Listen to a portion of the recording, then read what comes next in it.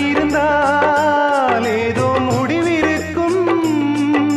வாழ்வும் வாராமல் சாவும் நேராமல் ரெண்டும் இல்லாமல் மண்ணில் வாழ்கின்றாய். பெண்மை கண்டாலே தாய்மை காண்கின்றாய்.